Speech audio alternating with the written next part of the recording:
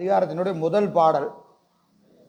அருள் நூலும் ஆரணமும் அல்லாதும் ஐந்தின் பொருள் நூல் தெரிய புகின்.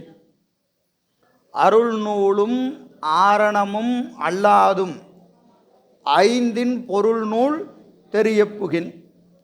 அருள் நூல் ஞான சாத்திரங்கள், வேத சிவாகமங்கள் என்று சொல்லக்கூடிய வகையில் சிவாகமங்கள் சிறப்பு நூல். வேதம் என்பது பொது நூல். அப்போ சிவாகமங்கள் ஞானபாதத்தை சொல்லக்கூடியது. திருமுறைகள் ஞானபாதத்தை சொல்லக்கூடியது. சாத்திரங்கள் ஞானபாதத்தை சொல்லக்கூடிய இந்த நூல்களெல்லாம் ஞானபாதத்தை விதந்து போற்றக்கூடிய நூல்களெல்லாம் என்ன நூல்? அருள் நூல். அருள் நூல். ஆகமம் ஆரணம். அருள் நூலும் ஆரணமும். ஆரணம் என்பது வேதம். வேதம் என்பது பொது நூல். ஆமாம், 4 வேதமும் பொது நூல் தான். ஏன்னா அதில் என்ன இருக்கும்? சரியாபாதம், கிரியாபாதம், யோகபாதம், ஞானபாதம் என்று 4 பாதமும் இருக்கும். அதனால் அது என்ன நூல்? பொது நூல். எனவே இந்த ரெண்டும் அருள் நூலும் ஆரணமும் அல்லாதும், இந்த ரெண்டும் இல்லாத ஏனைய நூல்கள் எல்லா நூலும், அதாவது ஞானபாதத்தை சொல்லக்கூடிய நூல்கள், சரீகிரியா யோகத்தை சொல்லக்கூடிய நூல்கள், இந்த ரெண்டையும் தவிர எதையெல்லாம் சொல்லக்கூடிய நூல்கள். நூல்கள்னு சொன்னால் என்ன நூல் சொல்லலாம்? எல்லா நூலும். எந்த நூல் வேணாலும் வைத்துக்கொள்ளுங்க. எது? இந்த வார இதழ், மாத இதழ், அப்புறம் நம்ம பள்ளியில் படிக்கக்கூடிய அறிவியல், புவியியல், கணிதவியல் என்று எதை வேணாலும் வைத்து எல்லா நூல்களும். எல்லா நூல்களும். அப்போ ஞானபாதத்தை சொல்லக்கூடிய நூல்கள், பொது நூல்கள், இந்த ரெண்டும் இல்லாத மற்ற எல்லா நூல்களும் அருள் நூலும் ஆரணமும் அல்லாதும். அல்லாதும்னு என்னது? இவை இரண்டும் அல்லாதது. மேலே சொன்ன ரெண்டும் அல்லாதது ஆகிய இந்த மூன்றையும் தெரிய புகின். தெரிய புகின். ஆராய்ந்து பார்த்தான். இது என்ன சொல்லுது? இது என்ன சொல்லுது? இது என்ன சொல்லுதுன்னு ஆராய்ஞ்சு பார்த்தா இவை எல்லாமே எது? இந்த 3 இருக்காலே, 3 கேட்டகரி சொன்னோம். ஞானபாதத்தை சொல்லக்கூடிய நூல்கள், சரிகிரிய யோக ஞானத்தை சொல்லக்கூடிய பொது நூல், சிறப்பு நூல், பொது நூல், மற்றைய நூல். சிறப்பு நூல், பொது நூல், மற்றைய நூல் ஆகிய இதை எல்லாத்தையும் ஆராய்ஞ்சு பார்த்தா இது எல்லாமே 5ஐ விரித்து சொல்லக்கூடியது. 5இன் பொருள் நூல். 5இன் பொருள் நூல். இதை எதை ஆராய்ஞ்சிங்கனாலும் இந்த 5ஐ தவிர வேறு எதையுமே விரிக்க முடியாது. எது? ந ம சி வ ய. இந்த 5ஐ தவிர எதையுமே விரிக்க முடியாது. காரணம், உலகத்தில் இருக்கிற எல்லாமே இந்த 5க்குள்ளே அடங்கிடும். எது? ஒன்று சிவத்தை பேசலாம், இல்லைனா அருளை பேசலாம், இல்லைனா உயிரை பேசலாம், இல்லைனா மாயையை பேசலாம், இல்லைனா ஆணவ மலத்தை பேசலாம். இதை தாண்டி ஏதாவது பேச முடியுமா? உதாரணத்துக்கு நீங்கள் ஒரு நூல் வைத்துக் கொள்ளுங்க. இப்போ குமுதம் அப்படின்னு ஒரு வார இதழ் வருது. இது எதை பேசுது? மாயையை பேசுகிறது. மாயையை பேசுது, அவ்வளோதான். அது சும்மா ஒரு கதை, ஏதோ நடந்தது. எதை பேசுது? மாயையை பேசுகிறது. நீங்கள் புவியியல் எதை பேசுது? மாயை தான் பேசுது. கணிதவியல் மாயை தான் பேசுது. சரி, டாக்டருக்கு படிக்கிறார், அவர் எதை படிப்பார்? உடம்பை பற்றி படிப்பார். உயிரை பற்றி படிக்கலாம், பெருசாக படிக்க மாட்டார். உடம்பை பற்றி தான் படிப்பாங்க. ஒரு கூறு என்ன படிக்கலாம்? உயிரை பற்றி படிக்கலாம், இல்லையா? அப்போ அவர் எதை படிக்கிறார்? உடம்பை படித்தா மாயை படிக்கிறாரு, உயிரை படிக்கிற போது யாவை படிக்கிறார். அதை தாண்டி நீங்கள் வந்தீங்கன்னா தத்துவ ஞானத்துக்குள்ளே வருகிற போது சில நூல்கள் யகரத்தை பேசும், சில நூல்கள் வகரத்தை பேசும், சில நூல்கள் சிகரத்தை பேசும். ஆனால் இதை தாண்டி எதுவுமே பேச முடியாது. காரணம் எல்லாமே இதுக்குள்ளே அடங்கிடும். இந்த உலகத்தில் இருக்கிற எல்லா பொருள்களும் இந்த 5க்குள்ளே அடங்கிடும். ஒன்று சிவத்தை பேசணும், இல்லைன்னா திருவருளை பேசணும், இல்லைன்னா உயிரை பேசணும், இல்லைன்னா ஆணவ மலத்தை பேசணும், இல்லைன்னா திரோதான சக்தியே பேசணும். திரோதான சக்தி பேசினாவே மாயை பேசணும், கண்மம் பேசணும். திரோதான சக்தின்னு சொல்லிட்டாவே என்ன வந்துடும்? மாயையும் கண்மமும் வந்துடும். ஆணவம், கண்மம், மாயை, இந்த 3ல் ஏதாவது ஒன்று பேசணும். இல்லைனா உயிரை பற்றி பேசணும், இல்லைனா திருவுருளை பற்றி பேசணும், இல்லைனா சிவத்தை பேச வேண்டும். இதை தாண்டி ஒரு பொருளை எந்த நூலும் பேசாது. ஆமாம், திருவருள் வேறு சிவம் வேறுனா எப்படி சொல்லலாம்? பொருளால் ஒன்று, செயலால் வேறு. பொருள் ஒன்று தான், செயல் வேறு. சரி, எனவே 5ன் பொருள் நூல் தெரிய புகின். இது நீங்கள் எதை ஆராய்ஞ்சு பார்த்தாலும் அது எதை பேசும்? இந்த 5 தான் பேசும். இது நமக்கு உண்மை விளக்கத்தில் படித்தது தான் இல்லைங்களா? என்ன பாட்டு? அஞ்செழுத்தே ஆகமமும், அஞ்செழுத்தே ஆகமமும், அஞ்செழுத்தே அண்ணல் அருமறையும், அஞ்செழுத்தே ஆதி புராணமும் அனைத்துமாம், அஞ்செழுத்தே ஆனந்த தாண்டவமும், ஆறாருக்கு அப்பாலாம் மோனானந்த மாமுத்தியுமா. 5 எழுத்து தான் ஆகமம், 5 எழுத்து தான் ஆரணம், 5 எழுத்து தான் ஆனந்த தாண்டவம், 5 எழுத்து தான் இது முத்தி. எல்லாமே என்னது? 5 எழுத்து தான் என்று சொல்லுகிறாரா இல்லையா? சிவபிரகாசத்தில் 13வது பாட்டு, பலகலை ஆகம வேதம் யாவையெனும் கருத்து பதி பசு பாசம் தெரித்தல். பலகலை ஆகமம் யாவையெனும் கருத்து. நீங்கள் வேதம் சொன்னாலும் சரி, ஆகமத்தை சொன்னாலும் சரி, கலை நூல்கள், பல கலைன்னு ஆயக்கலைகள் 64 சொல்கிறோமா இல்லையா? இப்படி எந்த கலை நூல் படித்தாலும் சரி, இது எல்லாம் என்ன படிச்சிங்கனாலும் யாவையின் கருத்து பதி பசு பாசம் தெரித்தல். ஒன்று பதியை பேசும், இல்லைன்னா பசுவை பேசும், இல்லைன்னா பாசத்தை பேசும். இதை தாண்டி எதையுமே எந்த நூலும் பேசாது. எனவே அப்புறம் என்ன சார், எந்த நூல் படித்தா என்ன, எதை படித்தா என்ன? நீங்கள் தான் எதை படித்தாலும் 5 எழுத்து படிக்கிறது தானே. அப்போ பேசாமல் குமுதத்தையே படிச்சிட வேண்டியது தான், கல்கண்டு படிக்க வேண்டியது. அப்படியா? அப்படியா? அதில் உயர்ந்த பொருளை படிக்கணுமா இல்லையா? அதில் உலகத்தை படிக்கலாம், தப்பில்லை, புரிந்து கொள்வதற்காக படிக்கலாம். ஆனால் அதிலிருந்து எதுக்கு படிக்கிறது? விடுபட வேண்டும் என்று படிக்கணும். ஒன்று தெரிஞ்சுக்கிட்டால் தான் விடுபட முடியும் இல்லையா? அப்போ உலகத்தை படிக்கிறது எதுக்கு? விடுபடுவதற்கு. நாம் அதில் அழுந்துறதுக்கு இல்லை. சரி, எனவே இந்த 5ஐ பேசக்கூடிய நூல்கள் தான் எல்லா நூலும். சரி, அப்போ 5 எழுத்து என்ன அப்படிங்கிறத அடுத்த பாட்டில் சொல்கிறாரு. இறை, சக்தி, பாசம், எழில் மாயை, ஆவி உற நிற்கும் ஓங்காரத்து உள். ஓங்காரத்து உள், ஓங்காரம் சமஷ்டி பஞ்சாக்கரம், அதை விரிச்சா நமசிவாய, நமசிவாய. இன்றைக்கி நமசிவாய வைப்போம், அப்புறம் சிவாய நம்ம படிப்படியாக அதிகாரத்திலே வராரு. எனவே நமசிவாய சமஷ்டி பஞ்சாக்கரத்தை விரிச்சிங்கன்னா வியஷ்டி பஞ்சாக்கரம். இந்த வியஷ்டி பஞ்சாக்கரத்தில் என்னென்ன இருக்குது? இறை இருக்கிறது, சக்தி இருக்கிறது, பாசம் இருக்கிறது, எழில் மாயை இருக்கிறது, ஆவி இருக்கிறது. ஆவின்னா என்னது? உயிர். சிவம் இருக்கிறது, சக்தி இருக்கிறது, பாசம் எது? ஆணவ மலம். பாசம்னா ஆணவ மலம். மாயை திரோதான சக்தி. மாயை சொன்னால் மாயை கண்மம். எங்கெல்லாம் மாயை வருகிறதோ அங்கெல்லாம் கூடவே என்ன இருக்கும்? கண்மம் இருக்கும். கண்மம் சொன்னால் மாயை வந்துடணும், மாயை சொன்னால் கண்மம் வந்துடணும். ஏன்னா என்னது? 2 இரட்டை, பிரிக்க முடியாத தோழர்கள். யார் 2 பேரும்? மாயையும் கண்மமும். நீங்கள் அதில் ஒன்னோட தொடர்பு விட்டுச்சுன்னா இன்னொன்று விட்டுரும். கண்ம தொடர்பு விட்டால் மாயா தொடர்பு விட்டுரும், மாய தொடர்பு விட்டால் கண்ம தொடர்பு விட்டுரும். எப்படி தெரிஞ்சுக்கிறது? உலகத்தில் சும்மா நம்ம அதில் தான் நிற்கிறோம். மாயை தொடர்பு விடணும், விட்டுட்டா என்ன விட்டுருச்சுன்னு அர்த்தம்? கண்ம தொடர்பு விட்டுதுன்னு அர்த்தம். மாயை விடுறோம்னு வச்சுக்கோங்க, அழகாக வள்ளுவர் சொல்கிறார். என்னது? யாதனின் யாதனின் நீங்கினான், நோதல் நோதல் அதனில் இல்.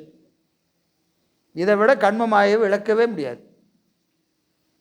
எதையெல்லாம் நீ விட்டு நீங்குகிறாயோ, எதெல்லாம் உன்னை விட்டு நீங்குகிறதோ அதனால் வருகிற இன்ப துன்பத்திலிருந்து நீ நீங்குகிறாய் என்பது பொருள்.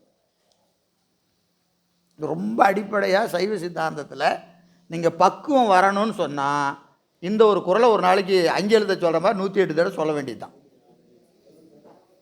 இந்த குறளை என்ன செய்யணும்? நல்லா மனசுக்குள்ளே வச்சுக்கணும். யாதனின் யாதனின் நீங்கினான், நோதல் நோதல் அதனின் இல். ரைட்டு, குறள் எனக்கு தப்பாக சொல்லிட்டேன், அம்மா சொல்கிறாங்க. கருத்து இதுதான்.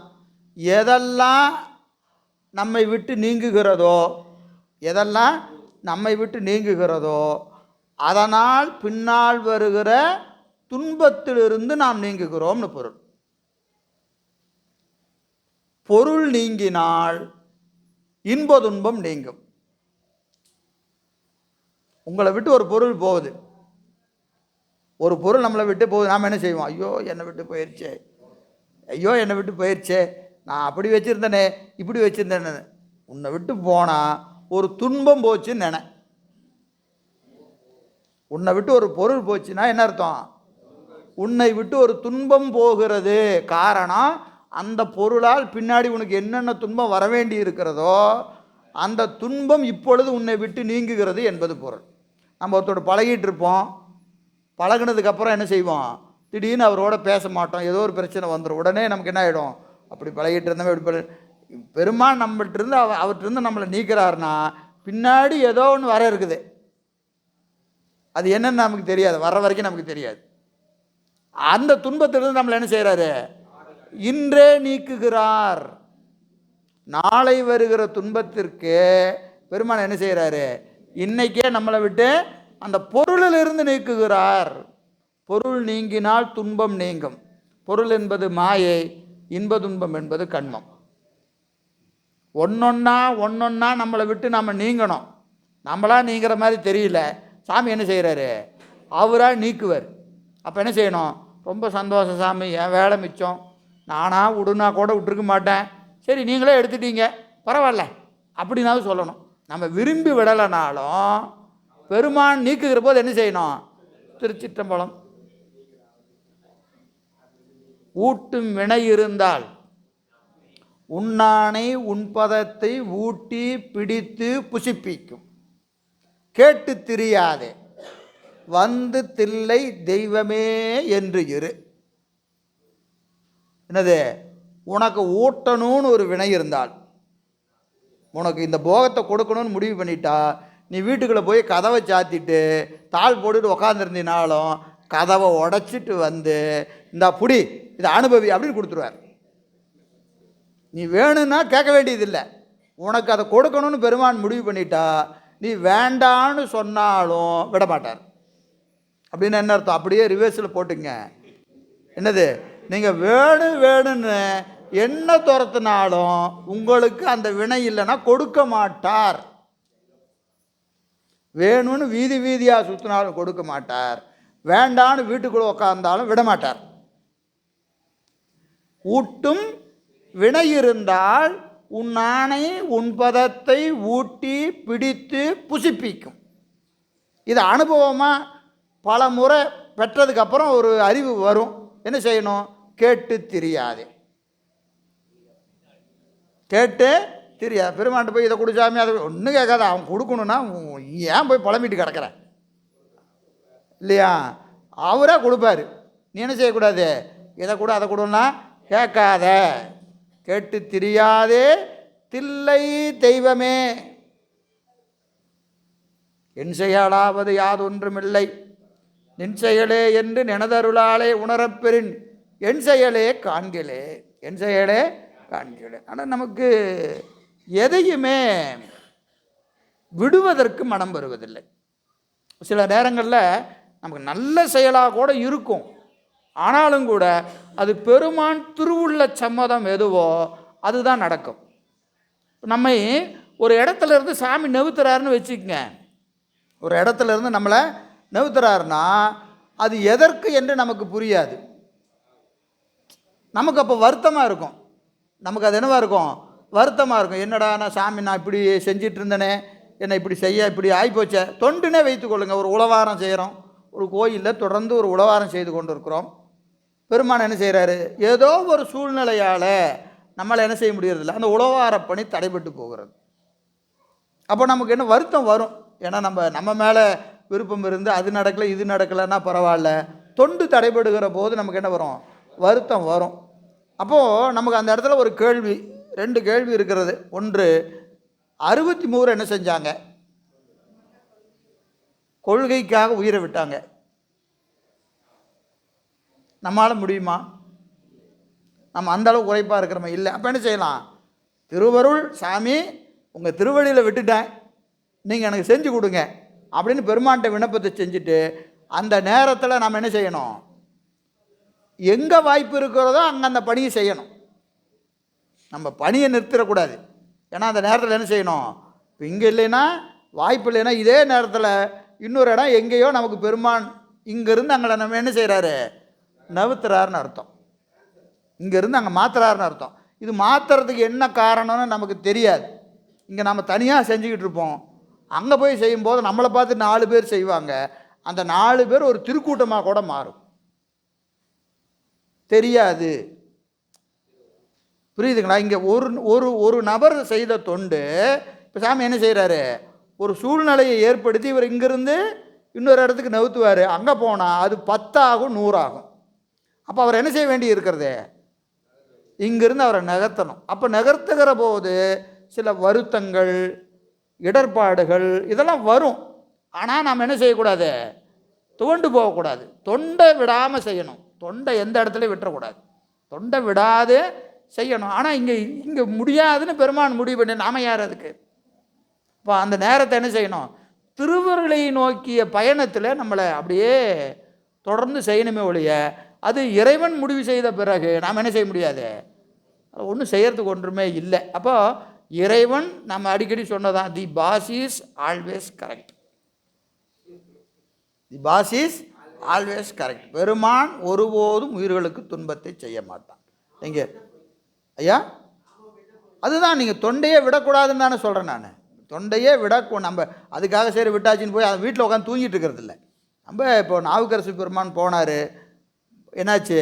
அப்படியே மணலில் மூடி கிடந்தது. அப்போ அவர் என்ன செஞ்சார்? இன்னும் யார்ட்டையும் சண்டைக்கு போகல, சாப்பிட்டு பார்த்தா தான் சாப்பிடுவேன்னு உட்காந்துக்கிட்டார். பெருமானை பார்க்காம சாப்பிட மாட்டேன்னு உட்காந்துக்கிட்டார் இல்லையா? அது உரைப்பு. இப்போ நாம் என்ன செய்யலாம்? நமக்கு அந்தளவுக்கு இருந்தால் தாராளமாக செய்யலாம். இல்லைன்னா என்ன செய்யணும்? தொண்டை விடாது செய்யணும். அது தொண்டை இங்கே இல்லைன்னா அங்கே. புரியுதுங்களா? அப்போ நம்ம அதை வருந்தி மனசை போட்டு இவர் நாள் ஆச்சு, அவர் நாள் ஆச்சு, இவர் நாள் அப்படியாச்சு, இவர் நாள் அப்படியாச்சுன்னு சொல்வதனால ஒரு பயனும் இல்லை. அது திருவருளை நோக்கி தான் அதை என்ன செய்யணும்? நம்ம அந்த பயணத்தை தொடரணும். சரி, எனவே இந்த உலகத்தில் இருக்கக்கூடிய எல்லா பொருள்களும் எதுக்குள்ளே அடங்கும்? ஓங்காரத்துக்குள்ளே அடங்கும். நமசிவாய என்பதும் ஓங்காரம் என்றாலும் ஒன்று தான். இறை சக்தி பாசம் எழில் மாயை ஆவிபுற நிற்கும் ஓங்காரத்து உள். எனவே கண்மமலம் மாயாமலம் பிரிப்பின்றி நிற்பதினால அது திரோதான சக்தியை குறித்து நிற்கும். நான் என்பது திரோதான சக்தி. திரோதானம் சொன்னால் கண்மமலம் மாயாமலம்.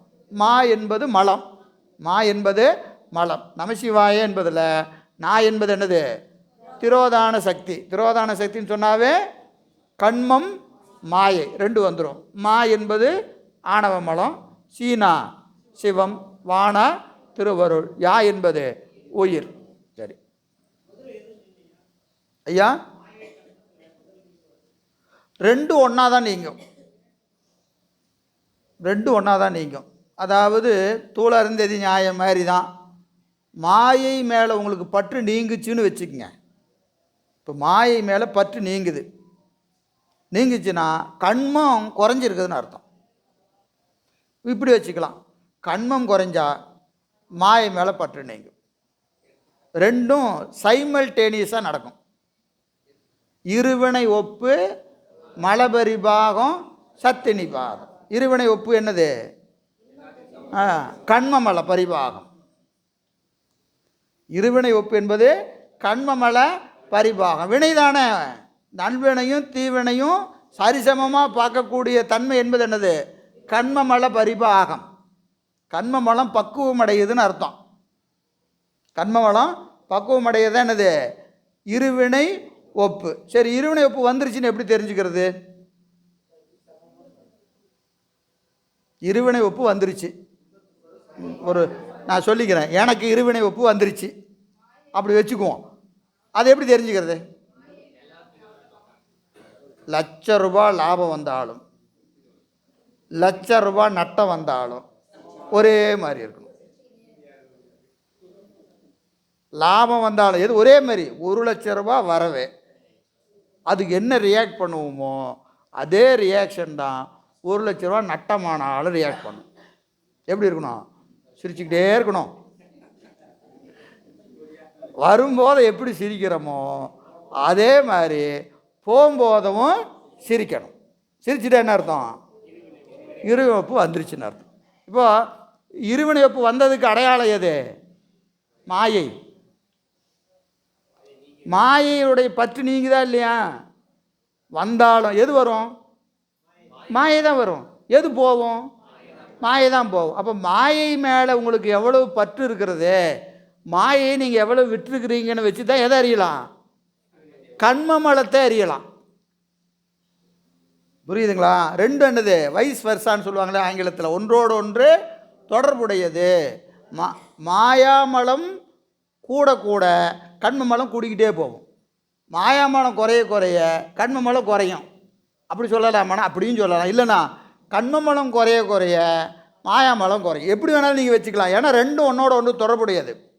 ரெண்டும் ஒன்றா தான் குறையும், ஒன்றா தான் ஏறும். எனக்கு வினை தொடர்பு அதிகமாக இருந்தால் உலகத்தின் மீது பற்று அதிகமாக இருக்கும்.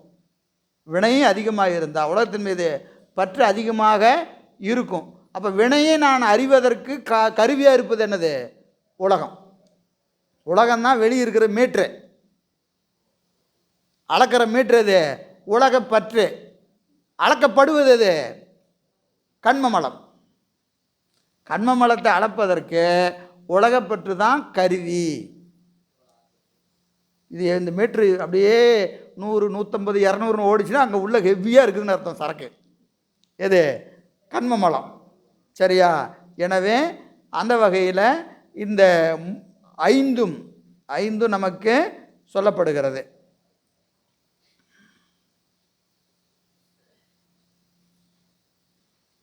எண்பத்தி ஊன நடனம் ஒரு பாலா ஞான நடனம் தான் நடுவே நாடு. ஊன நடனம் ஒரு பாலா ஞான நடனம் தான் நடுவே நாடு.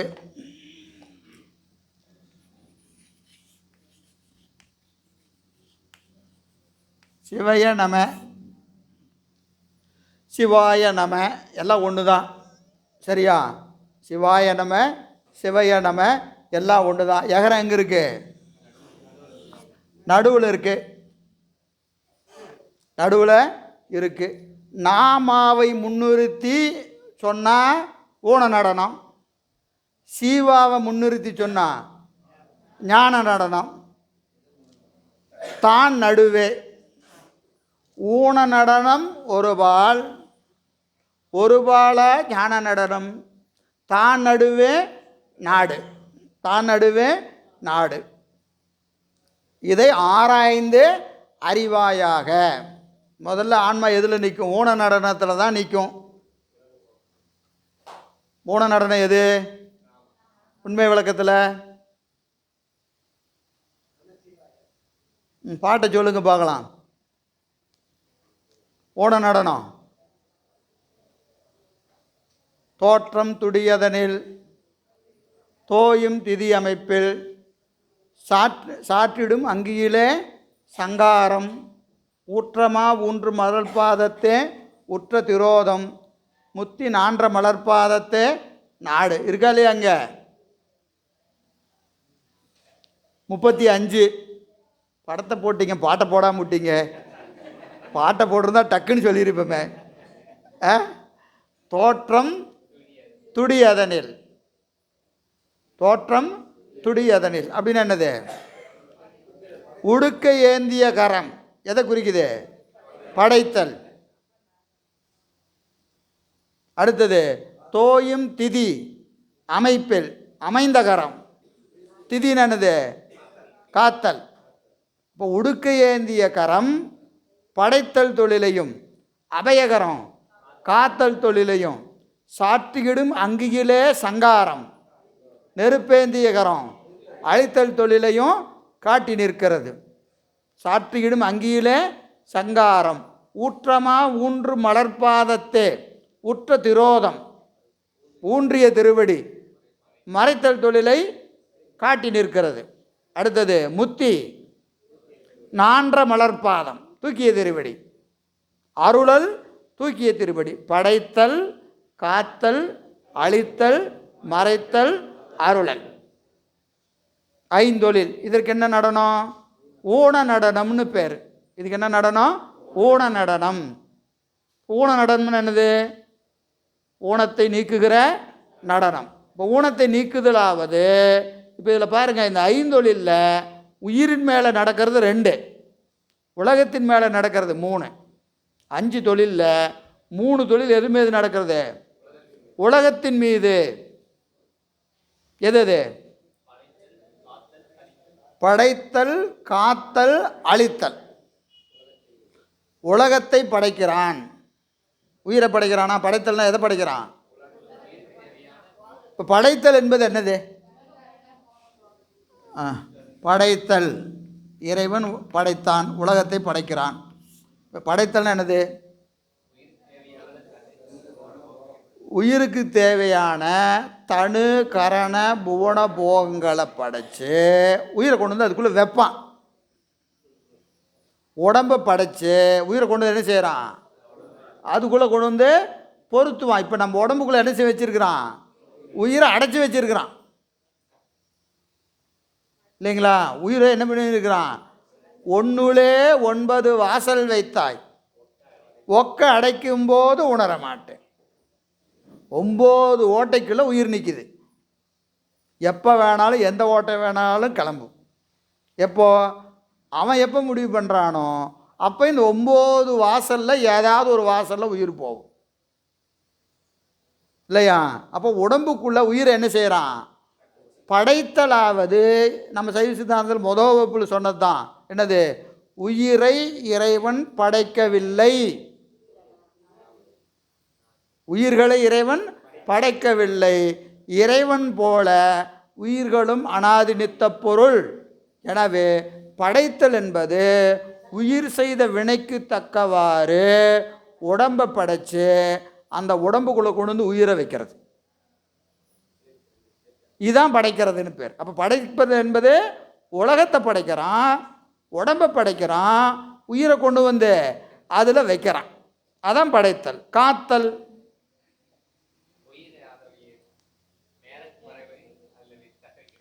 செஞ்ச வினையை நுகர வைக்கிறதுக்கு காத்தல்னு பேர். வினையை நுகர வைப்பது. நாம் செஞ்ச வினையை நமக்கு சரியாக ஊட்டுறான் பார்த்தீங்களா? அதுக்கு பேர் தான் காப்பாற்றுறதுன்னு பேர். புரியுதுங்களா? நாம் போய் பெருமாட்டை என்ன செய்கிறோம்? சாமி என்னை காப்பாற்று. அதை தாயா நான் நல்லா பண்ணிகிட்ருக்கிறேன், நல்லா அதை தான் பண்ணிகிட்ருக்கேன், நீ என்கிட்ட சொல்லவே வேண்டியதில்லை, நீ என்ன செஞ்சையோ அதை தான் உனக்கு கொடுப்பேன். காத்தல் போகம் துய்ப்பித்தல். காத்தல் போகம் துய்ப்பித்தல். போகம் என்னது?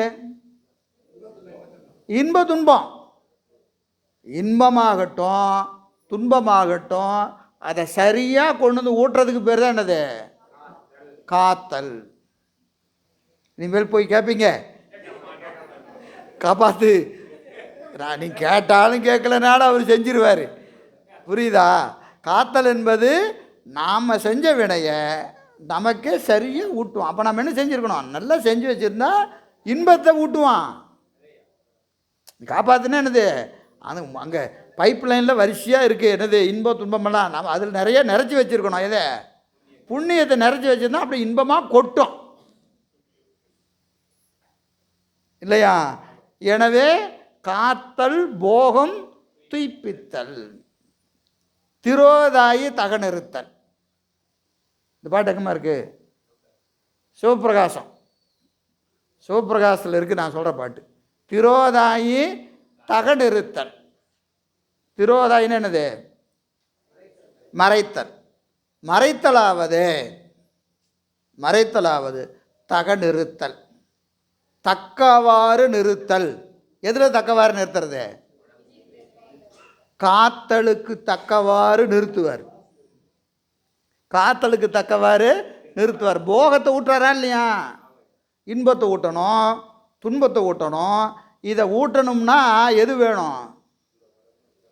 மறைத்தல் தொழில் வேணும். மறைத்தல் தொழில் இருந்தால் தான் என்ன வரும்? இன்ப துன்ப நுகர்ச்சி வரும். இப்போ நமக்கு முன்னாடி ஒருத்தர் வருவார், நல்லவர் மாதிரியே தெரிவார், நல்லவர் மாதிரியே தெரிவார். நாம் என்ன நினச்சிக்குவோம்? ஆஹா இவர்தாயா, நீ தான் எனக்கு நண்பன், உன்னை போல் யாருமே இல்லை அப்படின்னு என்ன செய்வோம்? பழகி அவருக்கு ஏதோ நம்மகிட்ட இருக்கிறதெல்லாம் கொடுத்து ஒரு கால இலையில் என்ன செஞ்சிருவான்? அவன் கம்பி நீட்டிடுவான், கொடுத்தெல்லாம் வாங்கிட்டு அவன் கிளம்பி போயிடுவான். இப்போது அவன் முன்னாடி வரும்போது அவன் நமக்கு எப்படி தெரிஞ்சான்? நல்லவ மாதிரியே தெரிஞ்சான். இதுக்கு பேர் என்னது? மறைத்தல். ஏன் அவன் அப்போவே தெரிஞ்சிருக்கூடாதா? அவன் கம்பியை நீட்டுன்னு உனக்கு நட்டமாகணும்னு செஞ்சு வச்சிருக்கிறோம். நமக்கு நட்டமாகணுங்கிறதுக்காகவே ஏற்கனவே ஒன்று செஞ்சு வச்சுருக்கிறான். அதனால் அவன் எப்படி தெரிஞ்சான்? நல்லவ மாதிரியே தெரிஞ்சான். அவன் பேசுறதை பார்த்து நம்ம பக்கத்தில் ஒரு ஆள் இருந்தார், எனக்கு என்னமோ இது மேலே டவுட்டாகவே இருக்குது, பார்க்கலாம் நீ வேணால் கொடு, நான்லாம் தரமாட்டேன் அப்படிம்பார். இப்போ அவர்கிட்ட எப்படி நிற்கிறாரு? அவருக்கு போகக்கூடாதுன்னு இருக்குது,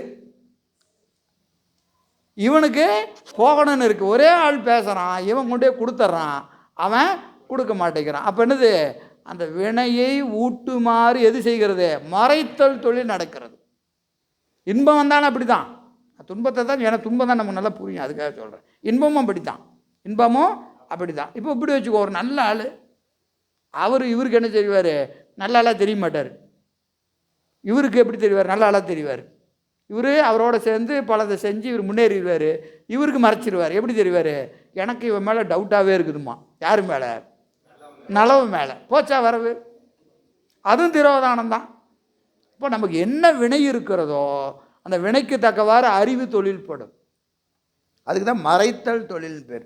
திரோதாயி தகனிறுத்தல், திரோதாயி தகனிறுத்தல். எனவே அருளல் தான், அருளல் தான். எனவே இந்த ஐந்தொழில் எது? படைத்தல், காத்தல், மறைத்தல், அழித்தல், மறைத்தல், அருள். இதில் 3 தொழில் உலகத்தின் மேலே நடக்கும். உலகத்தை படைப்பார், உடம்பை படைப்பார், வினைக்கு தக்கவாறு உடம்பையும் உலகத்தையும் நிறுத்துவார், காலம் வந்தவுடனே அழிப்பார்.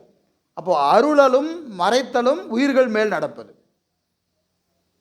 அருளலும் மறைத்தலும் உயிர்கள் மேல் நடக்கிறது. இதற்கு என்ன காரணம்னா உலக போகத்தை நுகர்ந்து இதற்கு உலகத்தின் மேல் என்ன வரணும்? ஓர்ப்பு வரணும், ஓர்ப்பு வரணும். அது வரைக்கும் இந்த நடனம் என்னவா இருக்கும்? ஊன நடனம். அப்போது இந்த ஆன்மாவுக்கு பக்குவம் வந்த வர என்னாகும்?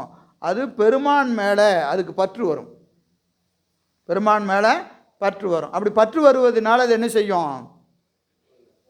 அடுத்த நிலைக்கு போவோம். நமசிவாயன்னு சொன்னது எங்கே போவோம்? சிவாய நமன் போவோம். இப்போ இது வரைக்குமே மந்திரம் நமசிவாயம் தான், நமசிவாய தான். இப்போ இதுக்கு சிவாய நம. மந்திரம் மாறுது. ஏன்? நாமா பின்னாடி போயிடுச்சு, சிவா முன்னாடி வந்துடுச்சு. இப்போ ஆன்மாவின் பக்குவம் என்னாச்சு? மாறிடுச்சு. ஞான நடனம் என்னது? உண்மை விளக்கம் 36.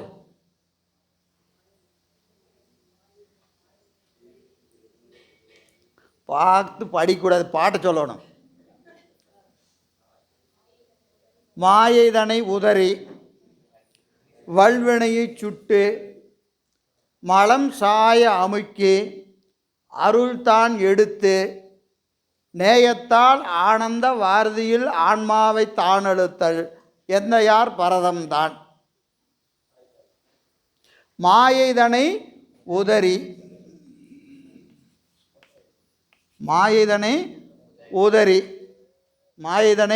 உதறி வல்வினையை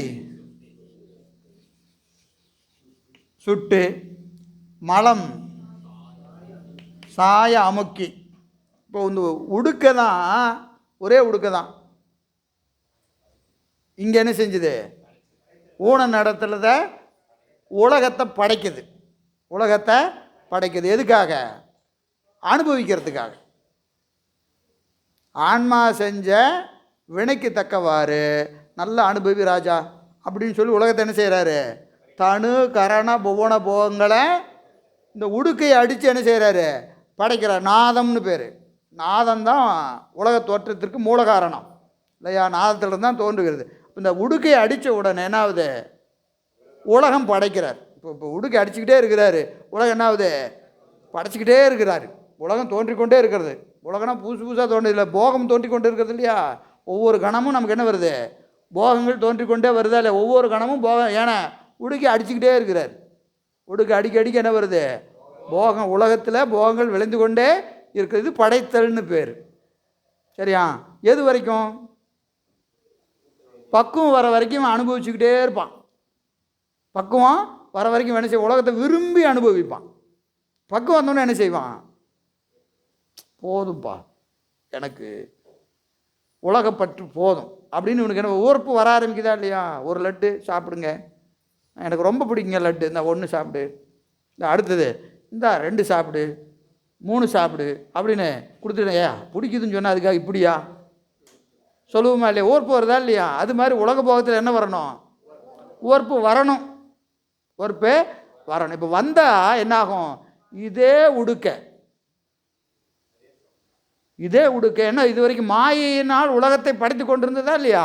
இப்போ என்ன செஞ்சது, மாயை இதனை உதறி இதே உடுக்கில் இப்போ என்ன செஞ்சிட்டாரு, அப்படியே இந்த உடுக்கை அடிச்சுக்கிட்டே இருக்குது. ஒரு ஆளுக்கு உலகம் படைச்சிக்கிட்டே இருக்கார், பக்கத்தில் இருக்கிறாருக்கு இதை பற்ற நீக்கிறார். அடிக்கிறது ஒரே உடுக்கு தான்.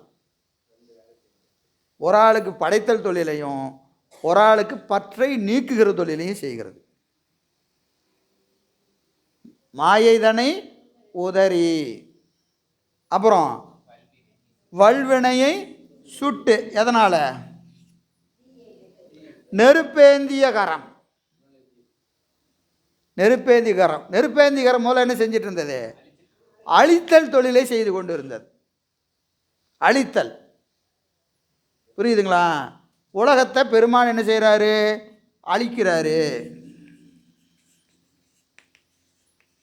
இந்த நெருப்பு என்ன செஞ்சது, உலகத்தை நீக்குகிறது. அழித்தல் என்னது, நீக்கிறது தானே. இப்போது இதே ஒரே செயல் தான் பாருங்க. உலகம் என்பது வினை. நான் இப்போ முதல்ல சொன்னேன், மாயைக்கும் கண்மத்துக்கும் சம்பந்தம் உண்டு. மாயைக்கும் கண்மத்திற்கும் சம்பந்தம் உண்டு. இப்போ பாருங்க, இது வினையை அழித்தல், இதுங்க உலகத்தை அழித்தல்.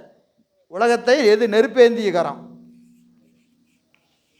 நெருப்பு ஏந்திய கரம் என்ன செய்யுது, அழித்தலை செய்கிறது. அதே நெருப்பேந்திய கரம் வினையை சுடுகிறது.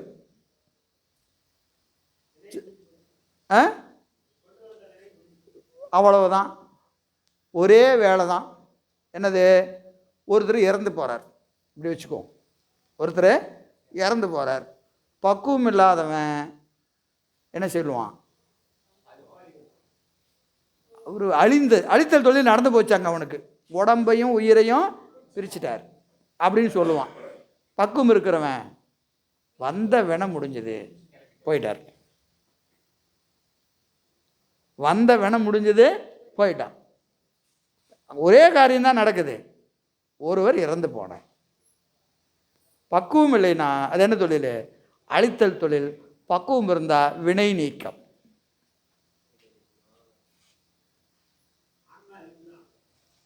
அப்போ நீங்கள் எந்த பக்குவத்தில் நாம் இருக்கிறோம்? ஏன்னா உடம்பை விட்டு உயிர் பிரிக்கிறது என்னது, உறங்குவது போல் சாக்காடு, விழிப்பது போல் பிறப்பு. இது நமக்கு புரியுமா? ரொம்ப கஷ்டம். காரணம், நம்ம அதில் அழுந்துறோம். அதில் அழுந்து வரும். ஒருவர் பிறத்தல் என்பது படைத்தல் தான். இறத்தல் என்பது ஒன்றும் கிடையாது. அந்த உயிருக்கு என்ன கிடையாது? அழிவே கிடையாது. அது கொண்டு வந்த வினையை அனுபவிச்சுட்டு அது என்ன செய்யும்? மீண்டும் போகும். மீண்டும் வினை இருந்தால் மீண்டும் பிறக்கும். அது ஞான நெறியில் இருந்தால் வீட்டுக்கு போகும். இல்லைன்னா அது என்ன செய்யும்? மேடம் மேடம் அன்னை எத்தனை எத்தனை அன்னையோ, எத்தனை என்னை தின்னாரும் இல்லை, நான் தின்னாத உயிரும் இல்லை, நான் பிறவா நிலனும் இல்லை,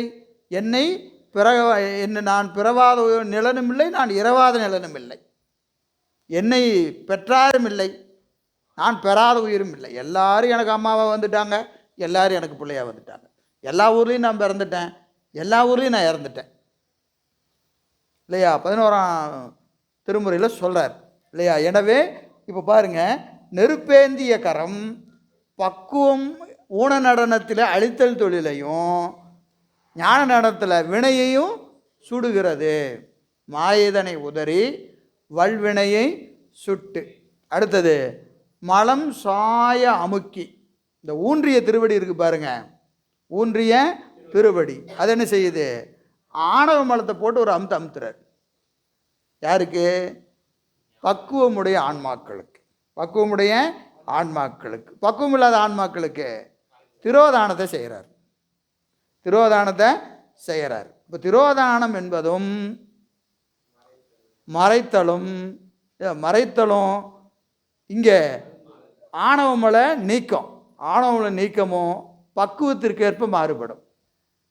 ஒரு பொருள் நம்ம விட்டு நீங்கிறது என்று சொன்னாலும் அது என்னது? பக்குவம் இருந்ததுன்னா, ஆணவ மலம் கெட்டுச்சுன்னா அதன் மீது நமக்கு என்ன வராது? வருத்தம் வராது.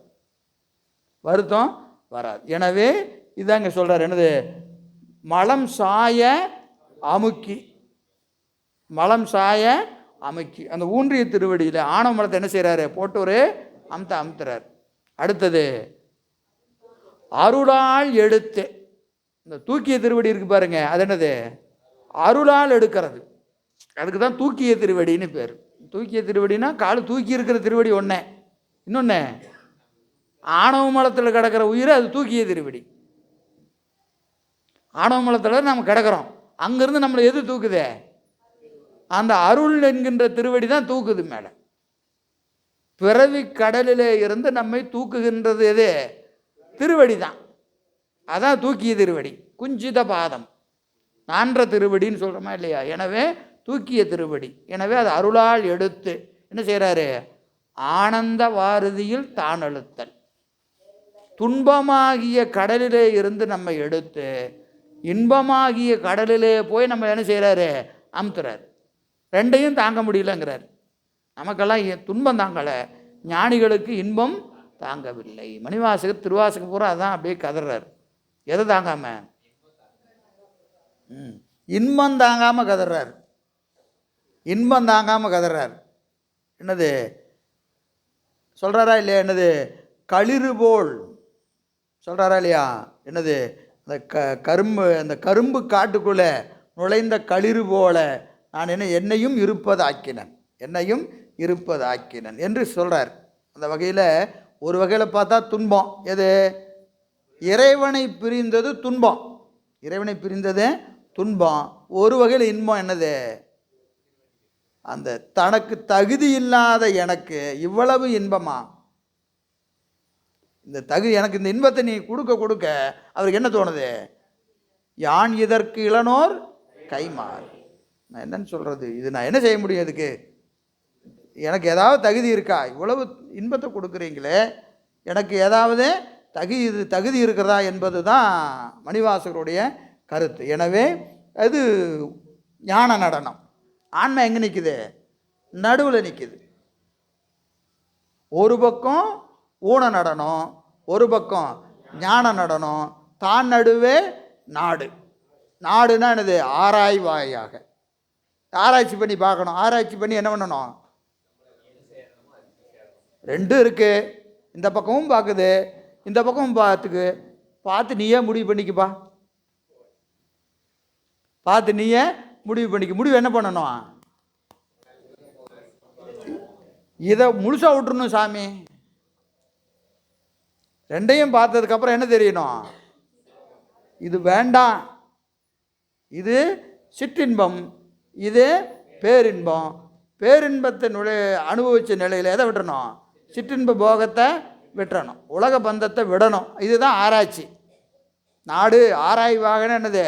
நீயே பார்த்து முடிவு பண்ணுன்னா ரெண்டும் இருக்குது, நான் நடுவில் உட்காந்துருக்கிறேன் அப்படின்னு நினச்சிட்டு விட்டுறதில்ல. என்ன செய்யணும்? எதை விடணுமோ அதை விடணும். எனவே ஊன நடனம் ஒரு பாலா ஞான நடனம் தான் நடுவே நாடு.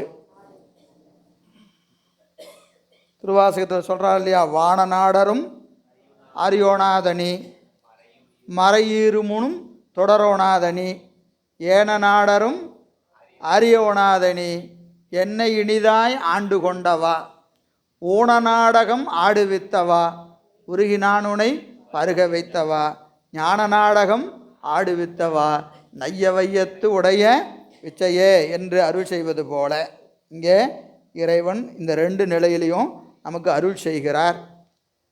அடுத்த பாட்டு. விரிய மானா மேவி எவ்வை மீளவிடா சீதம் பெரிய வினை தீரில் பெறும். விரிய மானா மேவி எவ்வை மீளவிடா சீத்தம் பெரிய வினை தீரில் பெரியும். எவ்வை எவ்வை எவ்வை எது? ஆன்மா. விரிய மா பெரிய மா, விரிந்து நிற்கின்ற விரிய மா, விரிய மா, விரிய நா, விரிய நா, விரிய மா. விரிந்து நிற்கின்ற ஆணவ மலம், விரிந்து நிற்கின்ற ஆணவ மலம். எவ்வளவு ஆணவ மலமோ அவ்வளவு ஆன்மாவின் அறிவு. எவ்வளவு ஆன்மாவின் அறிவோ அவ்வளவு என்ன இருக்கு? ஆணவ மலம் மறைத்திருக்கிறது. ஆணவ மலம் எவ்வளவு இருக்கு? அறிவு எவ்வளவோ அவ்வளவு எது மறைச்சிருக்கு? ஆணவ மலம் மறைச்சிருக்கு. அறிவை முழுசாக மறைச்சிருக்குன்னா அதுக்கு அந்த நிலைக்கு என்ன பேர்? கேவல நிலைன்னு பேர். முழுசாக மறைச்சிருந்தா கேவலம். சரி, சகலத்தில் என்ன செய்யும்? மயக்கும். முழு மறைப்பு கேவலத்தில், முழு மறைப்பு சகலத்தில் மயக்கம். மறைக்கிறதுக்கும் மயக்கத்துக்கும் என்ன வித்தியாசம்? கொஞ்சம் தெரியும், கொஞ்சம் தெரியாதா? மயக்கம் என்பது விபரீத உணர்வே. அனித்தமானவற்றை நித்தமென்றும் நித்தமானத்தை அனித்தமென்றும் கூறுவது. நிலையில்லாத பொருளெல்லாம் நிலையான பொருளாக தெரியும். அதான் மயக்கம். எதெல்லாம் நிலையானதோ அதெல்லாம் என்ன தெரியும்? நிலையில்லாத மாதிரி தெரியும். எதெல்லாம் நிலையில்லாததோ அதெல்லாம் எப்படி தெரியும்? நிலையானதாக தெரியும். அது எப்படி? நமக்கு எத்தனை வயசானாலும் நமக்கு நினைப்பு இன்னும் 100 வருஷம் இருப்போம். அப்படி தான் நினச்சிக்குவோம். இப்போ நம்ம கேட்டோம்னா நமக்கு ப்ராஜெக்ட் ஒன்று போட்டோம்னா எப்படி போடுவோம்? இன்னும் 100 வருஷத்துக்கு ப்ராஜெக்ட் போடுவோம். ஏன்னா நமக்கு என்னது? மடக்கொடியாடுடன் மத்தடம் கொண்டு இடப்பக்கமே இறை நொந்ததென்றார் கிடக்கப்படுத்தார் கிடந்து போனார். திருமூலர் பாடுறார். என்னது? வீட்டுக்காரம்மா நல்ல சாப்பாடெல்லாம் செஞ்சு போட்டாங்க, கட்டில் வெளியே உக்காந்தார், வெத்தலை பாக்கு சாப்பிட்டுட்டு வீட்டுக்காரியோடு பேசிகிட்டு இருந்தார். என்னமோ தெரிலம்மா, நெஞ்சு ஏதோ இந்த பக்கம் வலிக்கிற மாதிரி இருக்குதுன்னாரு. படுத்தார், போயிட்டார். Heart attack. எப்போ சொல்லியிருக்கிறாரு? அப்பவே சொல்லிட்டார். இடப்பக்கமே இறை நொந்ததென்றார் கிடக்கப்படுத்தார் கிடந்து போனார். அவ்வளவுதான் வாழ்க்கை. ரொம்ப உயிர் போகிறதுக்கு என்ன வேண்டாம்? அதெல்லாம் பெரிய ப்ராசஸ்லாம் ஒன்றும் கிடையாது. அதுக்கு எதுவும் ஒரு நோட்டீஸ்லாம் கொடுத்து வேலையை விட்டு நிற்கணும்னா 3 மாதத்துக்கு முன்னாடி நோட்டீஸ் கொடுக்குறாங்களா இல்லையா? அந்த மாதிரி உயிர் போகிறதுக்கு சாமி முன்னாடியே ஒரு நோட்டீஸ்லாம் கொடுத்து, சாமி ரெடியாரு, நான் இத்தனாந்தேதி வந்துடுறேன் அப்படிலாம் சொல்ல மாட்டார் ஐயா. லாக் பண்ணிடுறாங்க. அதை விட மோசம் எழுந்து சொல்லக்கூட மாட்டார் இல்லையா. அவ்வளவுதான் வாழ்க்கை. ஆனால் நம்ம என்ன நினச்சிட்ருக்குறோம் ஏதோ நீண்ட நெடுங்காலம் நம்ம வாழ்வதாக நினைத்து கொண்டு இருக்கிறோமா இல்லையா. அனித்தமானவற்றை என்ன நினைக்கிறோம், நித்தம் என்று கருதுகிற மயக்க உணர்வு. அது எது செய்யும், ஆணவமலம் செய்யும். ஆணவமலம் இருந்தால் தான் இப்படி தோணும். நிலையில்லாத பொருளாக நிலையான பொருளாக தெரியும், நிலையான பொருள் நிலையில்லாத பொருளாக தெரியும். எது, வழிபாடு. என்னையா அவசரம், 60 வயசு தானே ஆச்சு, 60 தானே ஆச்சு, என்ன அவசரம், எப்போ தான் போகிறதுன்னு தெரியல. சின்ன வயசில் போனால் படிக்கிற வயசில் கோயிலுன்னு போகிறான் இவன் அப்படிம்பாங்க. சரி படித்து முடிச்சுட்டு போகலான்னா, ஒரு நல்ல வேலைக்கு போய் கல்யாணம் பண்ணலான்னா இவன் ருத்ராட்ச கோட்டையை கட்டிட்டு திருநீர் பூச்சிட்டு யாரா பொண்ணு தர மாட்டாங்கடா அப்படிம்மா. சரிடா அப்போ கல்யாணம் பண்ணிட்டு போகலாமா, இப்போ தான் கல்யாணம் ஆச்சு, வீட்டுக்காரி வந்திருக்கிறா, சத்தம் போடுவாடா. அப்புறம் குழந்தை இப்போ தான் பிறந்திருக்குது. அப்புறம் என்னாச்சு, 40 வயசாச்சு, இன்னும் அதை குழந்தையெல்லாம் நல்ல ஸ்கூல்லெல்லாம் படிக்க வைக்கலாம். ரிட்டையர் ஆனதுக்கப்புறமா போகலாமான்னு கேட்டால் இப்போவும் சைடு பிஸ்னஸ் பண்ணுவான். ரிட்டையர் ஆகி வீட்டில் உட்காந்துருக்க மாட்டான். சரி எப்போ தான் போகிறது, ஒன்றும் அவசரம் கிடையாது. அவர் போகிற வரைக்கும் இவர் போக மாட்டார், கோயிலுக்கு போக மாட்டார் இல்லையா. எனவே நிலையில்லாதவற்றை நிலை என்று கருதுவது. நிலையானதை எப்போ பார்க்குறது, அப்புறம் பார்க்கலாம். குற்றார ஆர்வலரோ உயிர் கொண்டு போகும் பொழுது குற்றாலத்துறை கூத்தன் அல்லால் நமக்கு உற்றார ஆர்வலரோ பாடுறோம்.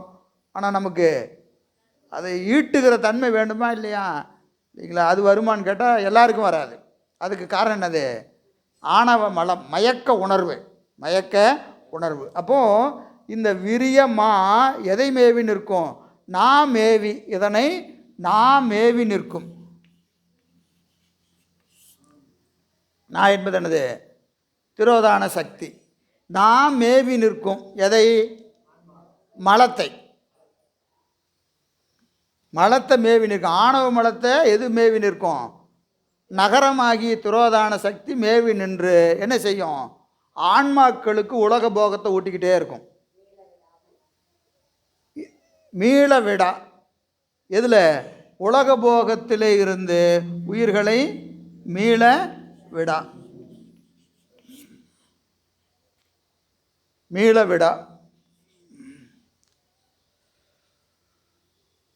பக்குவம் வர்ற கால வரைக்கும் உயிர்களை நகாரம் மகாரத்தை மேவி நின்று மேல விடாமல் பிடிச்சிக்கிட்டே இருக்கும். நம்ம விரும்பினாலும் விரும்பலைனாலும் உலக போகத்தை பெருமான் கொடுத்துக்கிட்டே இருப்பார். உலக போகம் நல்லா ஞாபகம். உலக போகம்னு சொன்னால் இன்பமும் துன்பமும். நம்ம போகம்னா இன்பம் மட்டும் நினச்சக்கூடாது, இன்பமும் துன்பமும் மாறி மாறி வந்துக்கிட்டே இருக்கும். எது வரைக்கும், பக்குவம் வர்ற வரைக்கும். எது, நகரமாகிய திரோதான சக்தி மகரமாகிய ஆணவமலத்தோடு கூடி நின்று என்னது, வினையையும் மாயையும் தொழில்படுத்தி ஆன்மாக்களுக்கு இன்ப துன்ப நுகர்ச்சியை மீள மீள மீள மீள மீள மீள ஊட்டிக்கிட்டே இருக்கும். வினையாலே பிறப்பு, பிறப்பாலே வினை, வினையாலே பிறப்பு, பிறப்பாலே வினை என்று இதில் அப்படியே சுற்றிக்கிட்டே இருக்க வேண்டியதுதான். எது வரைக்கும், பக்குவம் வர வரைக்கும். எனவே நாவை மேவி, எவ்வை மேவி எது, நான் மேவி நிற்கும். அப்படி இருக்கிற நிலையில் தம் பெரிய வினை தீரின், வினை 3 வினை இருக்கா இல்லையா, என்னது, சஞ்சிதம், பிராதத்தம், ஆகாமியம். இதில் 3 பெரிய வினை அது. ஏன்னா எல்லா பிறவிலையும் சேர்த்தது, மொத்த பிறவிலையும் சேர்த்துனதான சஞ்சிதம் இல்லையா. கொண்டு வந்தது என்னது, அது எவ்வளவு, சஞ்சிதத்தில் ஒரு கூறு. சேர்த்து வச்சதுலேருந்து கொண்டு வந்தது ஒரு கூறு. ஆகாமியம் இந்த பிறவியில் புதுசாக சேர்த்துனது. இந்த ஒரு பிறவியில் புதுசாக சேர்த்துனது ஆகாமிய வினை. இந்த பிறவிக்கு கொண்டு வந்தது பிராரத்த வினை. இதுவரைக்கும் சேர்த்துனது சஞ்சித வினை. அப்போ பெரிய வினை எது? சஞ்சித வினை. இந்த சஞ்சித வினை தீரின்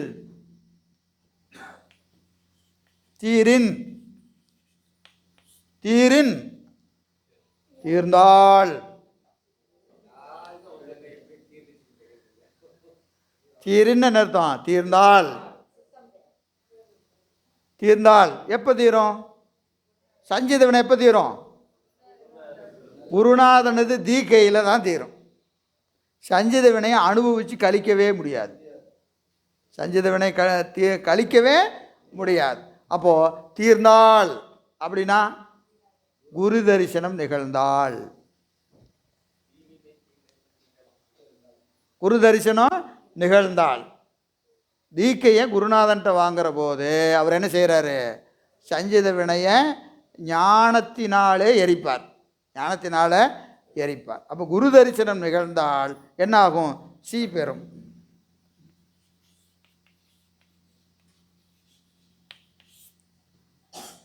ஆன்மா சிவத்தை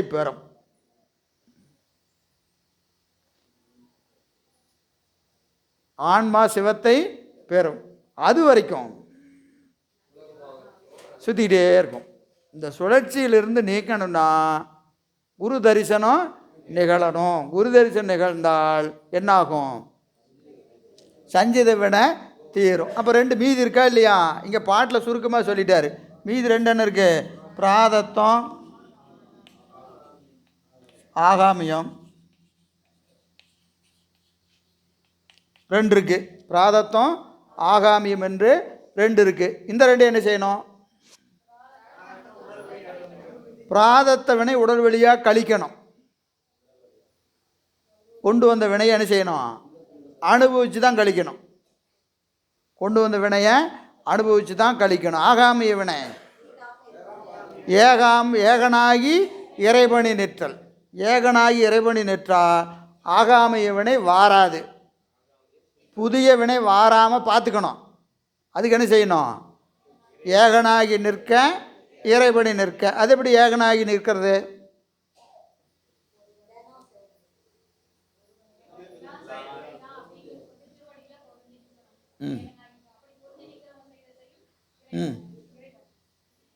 ஏகனாகி நிற்க. சிவஞான போதம் 10ஆம் நூற்பா முதல் அதிகரணம். சிவஞான போதம் 10ஆம் நூற்பா.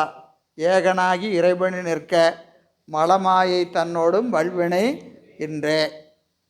முதல் அதிகரணம் ஏகனாகி நிற்க. அதுக்கு என்ன மேற்கோள்? புத்தகத்தை எடுத்து சொல்லுங்க.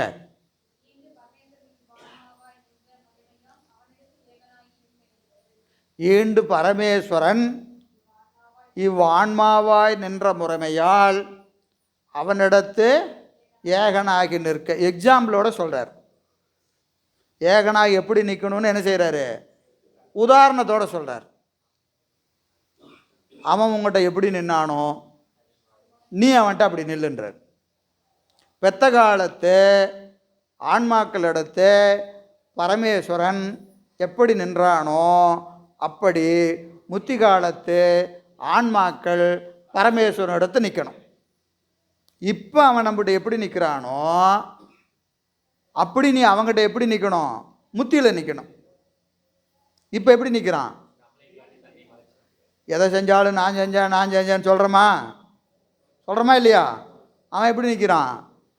ஆமாம் சாமி, நான் ஒன்றுமே செய்யலை, நீ தான் எல்லாம் செஞ்ச அப்படின்னு அவன் என்ன ஆயிடுறான்? எல்லா புகழும் இறைவனுக்கு இல்லை, உனக்கே. எல்லா புகழும் உனக்கேன்னு அவன் என்ன ஆயிடுறான்? சைலண்ட் மோடில் போயிடுறான். இப்போ செய்கிறது பூரா அவன். புகழ் பூரா யாருக்கு? நமக்கு. நான் தான் செஞ்சேன்னு சொல்கிறியா இல்லையா? அப்போது அவன் எப்படி நிற்கிறான்? தன்னை காட்டாது மறைந்து நின்றுக்கிறான். இப்போ எதை செஞ்சாலும் யார் தெரியுறா? நான் தான் தெரிகிறேன். நான் ஒரே ஆள் தான் தெரியும். நான் செஞ்சேன்னு தான் சொல்லிட்டு இருக்கிறேன். எனக்கு சிவமும் தெரியல, ஒன்றும் தெரியல. நான் செய்தேன் என்று நான் மட்டும் தெரிவது போல உங்கள்கிட்ட அவன் எப்படி நிற்கிறான்? தன்னை காட்டாது நிற்கிறானா இல்லையா? பக்குவம் வந்துட்டா நீ என்ன செய்ய? எல்லாம் நீ தான் செஞ்ச. நீ உன்னை காட்டாமல் அவன் உங்கள்கிட்ட எப்படி நின்னானோ அப்படி நீ அவன்கிட்ட நில்லுங்கிறார். அவன் இப்போ என்ன சொல்லியிருக்கிறான்? ஆமாம் நீ தான் செஞ்ச அப்படின்னு சொல்கிறானா இல்லையா? எப்படி சொல்கிறான்? எல்லா வேலையும் செஞ்சுட்டு, இது ரொம்ப முக்கியம், எல்லா வேலையும் செஞ்சுட்டு என்ன சொல்கிறான்? நீ தான் செஞ்சேன்னு அவனுக்கு ஒன்றும் சங்கடமே இல்லை. ஆமாய்யா நீ தான் செஞ்ச அப்படின்னு சொல்லிட்ட. நீ என்ன செஞ்சால் போதும்? நீ ஒன்றும் செய்ய வேண்டாம், அவன் செஞ்சதை அவன் செஞ்சான்னு சொன்னீங்கன்னா போதும். நீ அங்கே போய் நின்றுக்கிட்டு எல்லா வேலையும் நான் செஞ்சுட்டு நீ செஞ்சேன்னு சொல்லுவானா? நீ அவ்வளவெல்லாம் சிரமப்பட வேண்டாம், அவனே எல்லா வேலையும் செய்வான். நீ என்ன செஞ்சால் போதும்? ஆமாப்பா நீ தான் செஞ்சேன்னு சொன்னீங்கன்னா போதும்.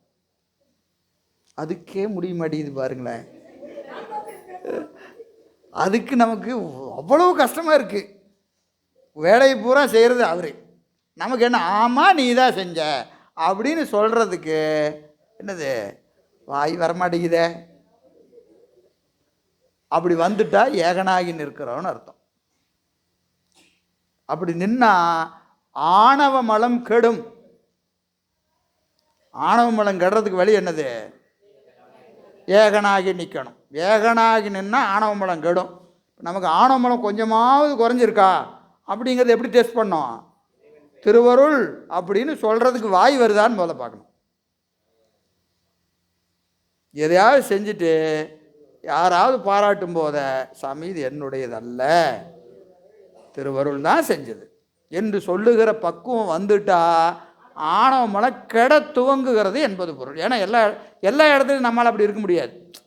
இன்றைக்கி நம்ம அப்படி தான் இருக்கிறோம், உண்மை அதுதான். அப்போ நம்ம என்ன செய்யணும்? ஏதாவது ஒரு இடத்துல மனமாற, வெறும் சொன்னதுக்காக சொல்லக்கூடாது, நம்ம மனசுலையே அந்த கருத்து தோன்றி அம்மா பெருமானே நீங்கள் தான் செஞ்சீங்க என்று நம் அறிவு சொல்ல துவங்கினால் ஆணவ மலம் கெட துவங்கிறது என்பது பொருள். புரியுதுங்களா? சரி, அப்புறம் கண்மம் மாயை ரெண்டு இருக்கா இல்லையா? ஆணவ மலம் கெடணும்னா ஏகனாகி நிற்க, கண்மமும் மாயையும் கெடணும்னா இறைபணி நிற்க. இறைபணி நிற்க, அதுக்கு மேற்கொள்ள என்ன செய்கிறாரு? இனி இறைபணி வலுவாது நிற்க. வலுவாதுன்னு என்னது? விடாது அப்படியே ஒரே மாதிரி நிற்கணும், விட்டு விட்டு போகிறதில்ல. வலுவாது நிற்க. அதுக்கு என்ன சொல்கிறாரு? அவன் அருளால் அன்றி ஒன்றையும் செய்யா, ஆகவே அஞ்ஞான கண்மம் பிரவேசியா. அவன் அருளால் அன்றி ஒன்றையும் செய்யா அப்படின்னு என்ன அர்த்தம்? திருவருளால் தான் இவன் ஒரு வேலை செய்வான். இவனுக்குன்னு என்ன இருக்கக்கூடாது? ஒரு விருப்போ வெறுப்போ இருக்கக்கூடாது. போனால் போகணும், பேசுனா பேசணும், பேசாதன்னா பேசக்கூடாது, வானா வரணும், உட்காருனா உட்காரணும். நமக்கு எப்படி இருக்கும்? நானும் தான் நல்லா பேசுவேன், என்னை கூப்பிடவே மாட்டேங்கிறாங்க, தோணுதா இல்லையா? தோணுது, உண்டா இல்லையா?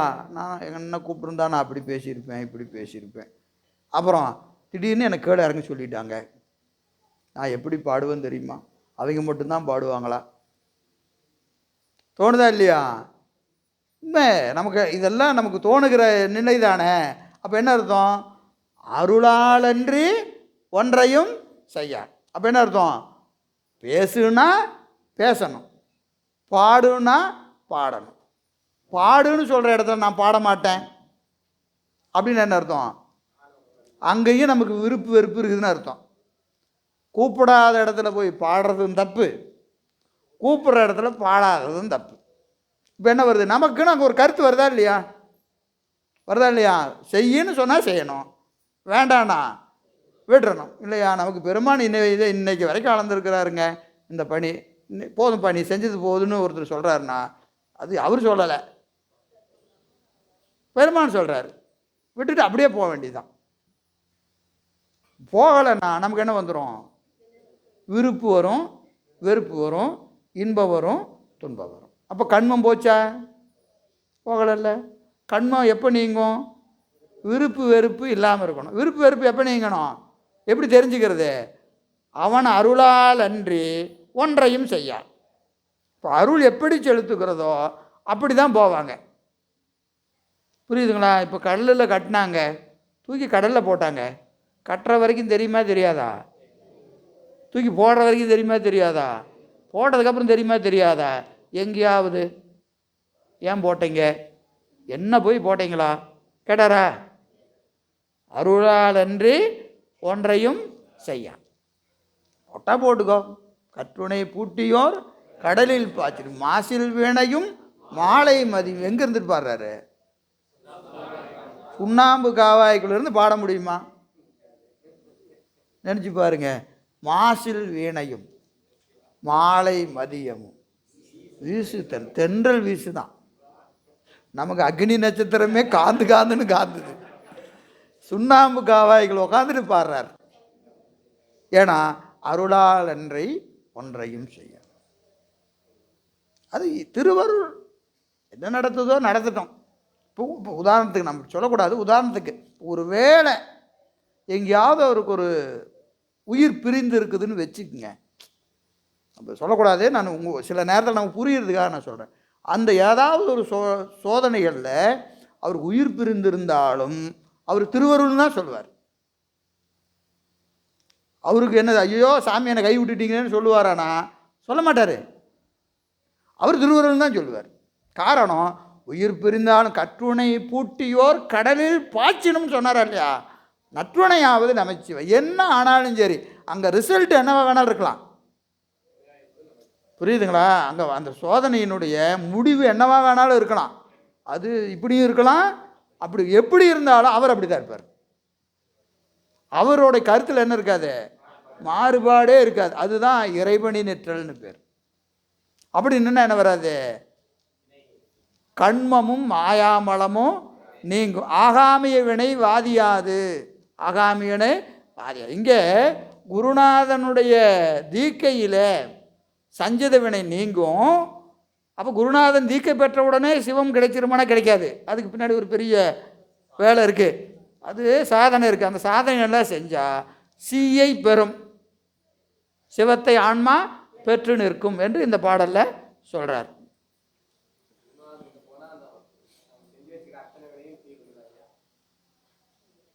சஞ்சித வினை தீரும்.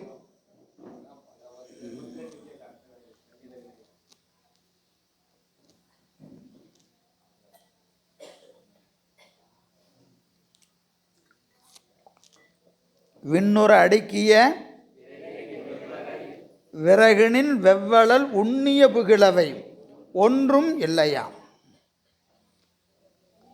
பண்ணிய உலகினில் பயின்ற பாவத்தை நன்னி நின்று அறுப்பது நமச்சிவாய. விண்ணுற அடுக்கிய விறகு இது சஞ்சித வினை. அதுக்குள்ளே வச்ச ஒரு சின்ன நெருப்பு நமச்சிவாய. உண்ணிய புகிழவை ஒன்றும் இல்லையாம். பண்ணிய உலகினில் பயின்ற பாவம். பண்ணுதல் என்னது? திரும்ப திரும்ப செய்கிறது.